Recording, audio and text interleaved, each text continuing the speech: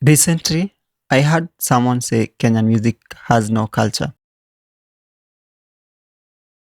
And honestly, that statement made me think, does Kenyan music industry has no culture? Or we stop paying attention to it?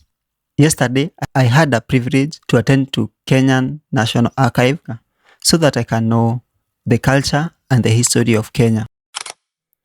Before we go further, let me first explain what culture is. Culture is a way of life that is from religious way of life, economical way of life, and social life. All of this is documented in the National Archives. In order to understand how culture has affected Kenyan music, we need first to know the Kenyan history. Before colonialism, Kenya had different communities, and these communities were guided by music. That music was a way of life. The music was incorporated within ceremonies such as weddings, funerals, and sometimes when children are praying. Different communities had different sounds. Some relied heavily on drums and rhythms, others on strings and instruments, some chants or call and response in singing. Music reflected identity.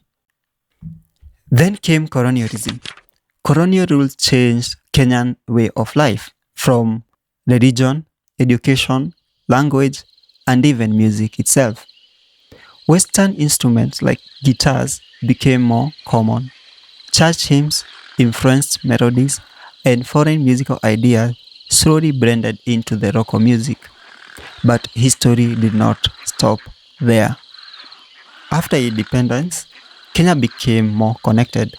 People moved from rural areas to urban areas like Mombasa and Nairobi in searching for opportunities. Different communities began living together, sharing language, culture, and sound. Urban life created music fusion. Languages mixed Swahili, English, mother tongues, and eventually Sheng. Traditional rhythms blended with modern instruments. Over time, genres evolved, influenced by both our roots and the changing world. Because history changes culture and culture changes music. Culture is not only heard in music, it is also seen. As I was walking inside Kenya National Archives, the most interesting thing for me was the creativity found in different Kenya communities, from beadwork, wood carvings, and clothings. Every piece seemed to tell a story. Take, for example, beadworks. Beadworks was not only for decoration, color, patterns, or design. They showed identity, age, status, beauty, or even important life events. Wood carving across different communities were used to represent people, animals, beliefs, leadership, and everyday life. Some objects were practical, while others carried spiritual or cultural meaning.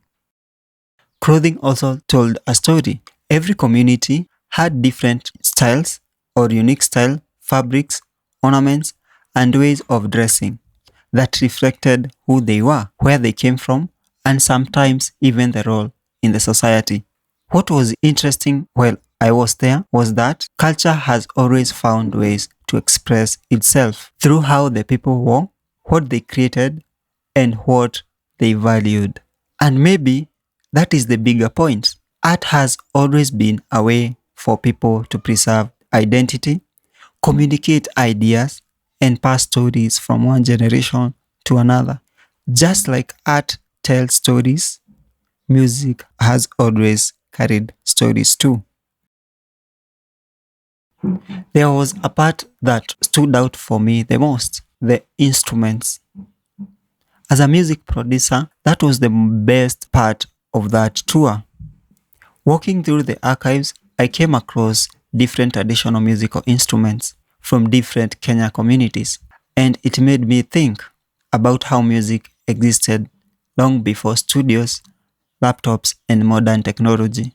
Take, for example, the Nyatiti. a traditional string instrument commonly associated with the rural community, known for its rhythmic and melodic storytelling. It was not just played for entertainment, it carried stories, history, and emotions. Then there is the Orutu, a one string instrument with a sound that feels emotional and expressive. Even with something so simple, people were able to create melodies that communicated feeling and identity.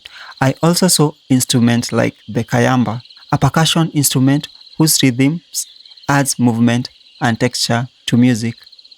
And of course, traditional drums, instruments that have existed across many Kenyan communities, often used in celebration, ceremonies, communication, and dance. What really made me stop and think is this: before FL Studio, before laptops, before plugins, these were the sounds shaping emotion, storytelling, and rhythms. Technology may have changed how we make music, but the purpose of music has stayed surprisingly similar. Expression, connection, storytelling, celebration of identity. In many ways, modern producers are doing the same thing our ancestors did, just with different tools. At this point, it became clear that Kenyan music didn't just appear on its own, it was shaped deeply by culture. One of the strongest influences is storytelling. In many Kenyan communities, stories were passed down through songs, chants, and oral traditions. That same idea still exists in today's world through lyrics. Whether it's love, struggle, celebration, or social commentary, Kenyan music has always carried a message. We don't just make songs, we tell stories. Community life has also influenced music. Celebration, ceremonies, and gatherings shaped rhythm and dance. Music was something shared, something lived together. That influence is still visible today in how Kenyan music is built for movement, energy, and participation. Another influence is melody, often rooted in community and tribal sounds, which later evolved into modern genres. For instance, Benga music grew from low rhythmic patterns and guitar styles, creating a sound that became one of the Kenya's most iconic genres. Along the coast, we have Tarab influence, blending Swahili poetic expression with Arabic and African musical tradition. Even gospel music in Kenya carries traces of communal singing and emotional delivery that feels shared rather than individual.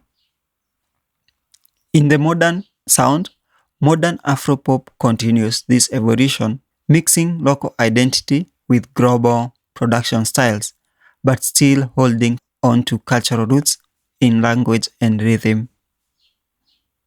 Artists like Sauti Sol and Nyashinsky are good examples of this balance.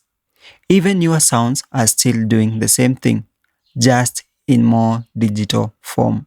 Because at the core, Kenyan music has always been cultural in motion, evolving but never disconnected from where it came from. But this is only one side of the story, because music doesn't just reflect culture, it also creates culture. In Kenya, music has played a huge role in shaping how people dress, speak, and even think. At one point, fashion trends were heavily influenced by artists. What artists wore on stage slowly became what people wore in the streets. Language is another big one. A lot of slang we use today, especially slang, has been popularized and spread through music. Artists take everyday street language, turn it into lyrics, and suddenly it becomes part of the mainstream conversation across the country. Then there is dance. Many dance trends in Kenya didn't start in clubs, they started in songs. A single track can create a movement with new steps, challenges, and viral moments that bring people together across different communities. Music has also shaped youth identity. It gives people a voice, a sense of belonging, and a way to express who they are in fast changing society. For many young people, music is not just entertainment, it's identity. And beyond that, music has also been used to speak on social issues, from politicals to relationships to everyday struggles. It reflects what people are going through, but at the same time, it also influences how people respond to those issues. So, when we talk about culture and music, it's not a one way relationship, it's a cycle. Culture shapes music, and music shapes culture. So, does Kenyan music have culture? This is my take on this. I don't think the problem is that Kenyan music has no culture. After going through history, seeing the artifacts, the instrument, and the evolution of sound, it's actually the opposite. The culture is there. It has always been there. Maybe the real issue is that we sometimes compare ourselves too much to other countries, or we only look at culture in one fixed form instead of seeing it in how it evolves. Because culture is not something that stays the same forever. It changes with time, with people, with environment, and with technology. And music is one of the clearest examples of that change. From traditional instruments to urban fusion to modern Afropop and new age sounds, Kenyan music has been constantly evolving while still carrying traces of where it came from. So instead of saying Kenyan music has no culture, maybe the better question is whether we are paying enough attention to the culture that is already there. Because it's not missing, it's just changing shape. And maybe that's what culture is supposed to do. So I will leave you with this question. What do you think? Does Kenyan music have culture or we are just not paying attention?